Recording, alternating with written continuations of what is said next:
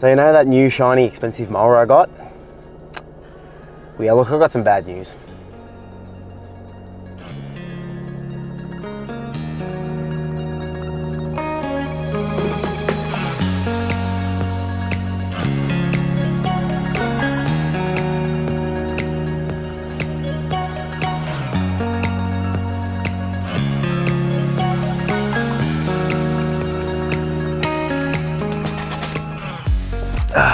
What a bloody effort.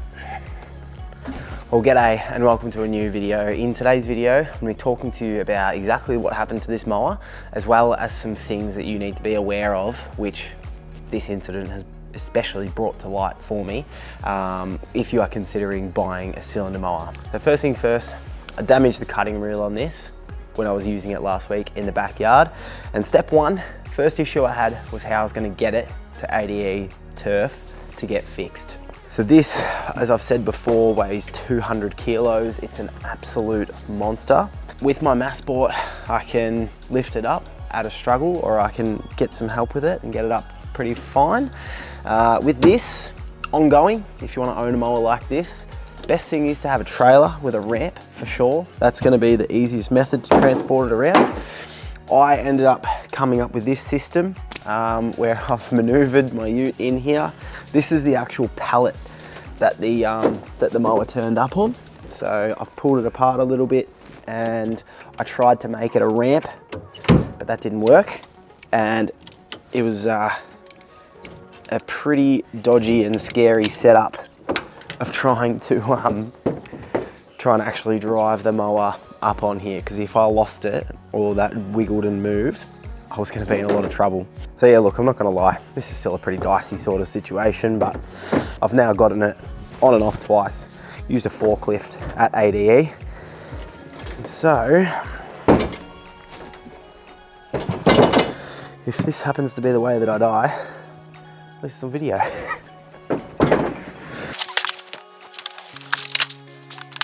This is pretty stable for a platform.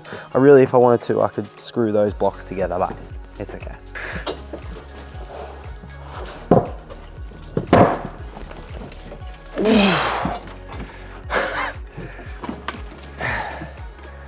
Try to look after these bull tiles.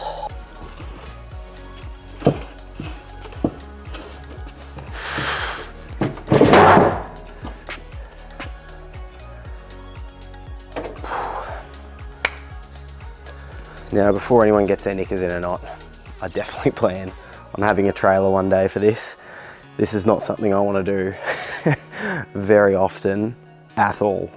Now, I'll chuck on the screen now a picture of what it looked like when I actually damaged the reel, and this is my first actual look at it to find the damaged spot.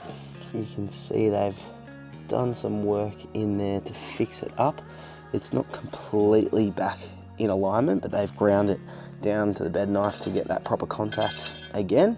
So yeah, look, it's not ideal, but it's going to be cutting properly. So using the Massport to reenact, just because it's a lot lighter and easier to maneuver. So I'd been mowing out there and I was coming down along this fence line here, pushing along as we go, and then starting to slow down as I got towards the pool equipment here.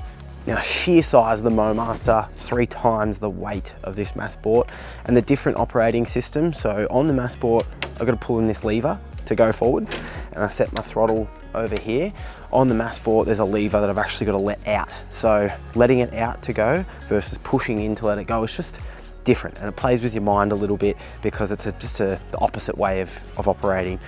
So anyway, I'm coming down here, getting very slow as I got to this spot, and then I sort of had lifted up the mower, was trying to gradually, slowly let it out. Not really, just trying to think about how I was going to do this. Was I going to go into there and then back and then around? Like, it's such a big mower, and for this space here beside the pool, awkward, terrible size, terrible size. I'll get better at it over time, but yeah. Now you can see at the scene of the crime, what I did, probably within 40 seconds of this incident, I went to the sand pit, got some sand and filled in this little dip that was here, because I don't know, that was the first thing I decided to do, and I should have done it a long time ago. But the corner of the mower lifted up, and you can see sort of there, that gouge of concrete that's been taken out, and on the Mowmaster took out the edge of one of those. So yeah, I'd sort of gotten to here and then somehow dropped it down, and between that, the concrete sort of going up there, the gap that was in the concrete, you know, awkward-ish little spot. The reel just dropped down low enough for the corner of it there to smash on that concrete. So yeah, I think I have sort of touched on it on YouTube before about the front lawn, the back lawn, not using the bigger mower on the front lawn because it doesn't suit. So it's a late afternoon at the moment. Tomorrow's meant to be a cracking day, so fingers crossed for that. I'm gonna mow both lawns, and I'm gonna talk you through the differences in the size and just considerations that you need to make if you are looking to purchase a cylinder mower that can save you the heartache potentially that I've experienced. So catch you in the morning. And we are back in business the next day. Really beautiful morning. It's gonna be a beautiful day today and tomorrow before a heap of rain and cold weather swoops in, but this is like spring. Anyway, a little bit of frost this morning, and it's quite dewy out here now, and I do want to mow in an hour or so, so I'm just going to whip off the dew with the lawn level rake. Something exciting. I've been waiting for this for ages. New lens, so let's swap that over. Look at that. I think we're winning. I think that's a big difference.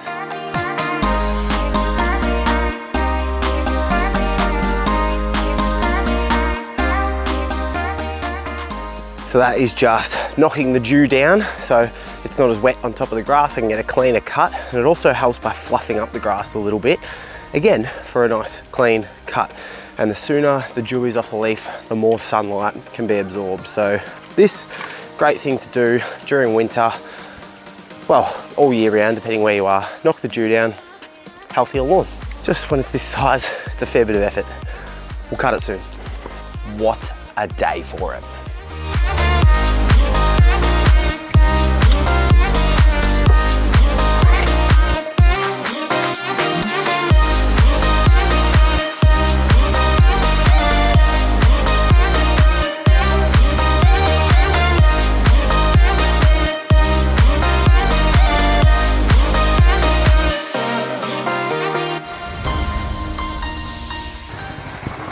Finished the single cut of the lawn. I'm going to go in another direction, but first I need to maneuver and do this section. So coming down here, fair to say, a little bit nervous. I need to really be careful on the throttle to come through and to maneuver my way around. See how we go.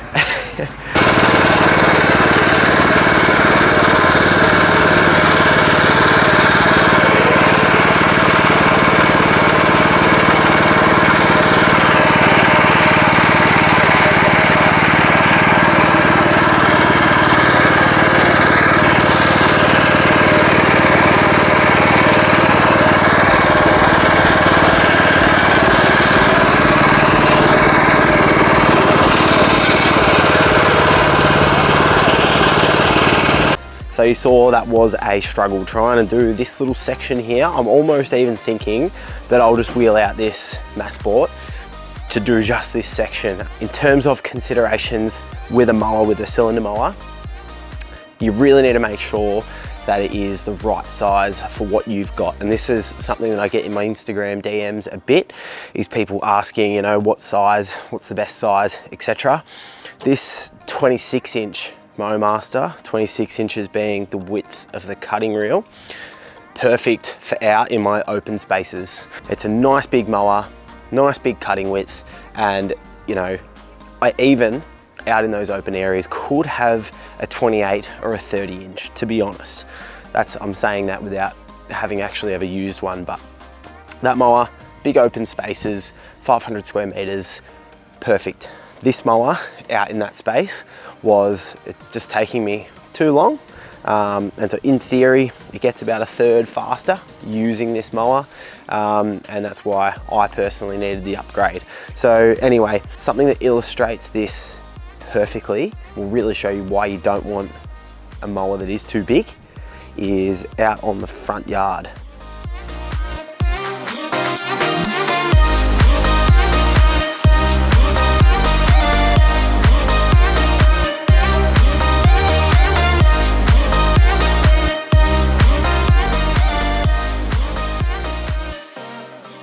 Now, something just in general that you need to consider when you're getting a cylinder mower is your surrounds.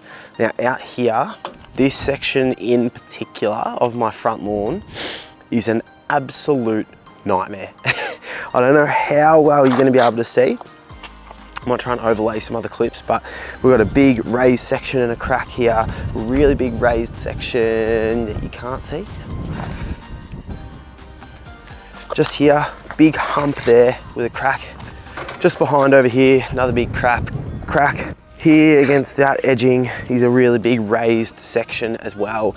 And so all of those things, as well as some other spots around the yard, and all those things are just an absolute nightmare for coming over that front roller. And then, like I did the other day, getting some concrete or a paver or something jammed on there and smashing the reel. So the actual size of the mower, of the Mowmaster, is what just makes absolutely no sense to use it out on this yard, which I'm just about to show you next as well.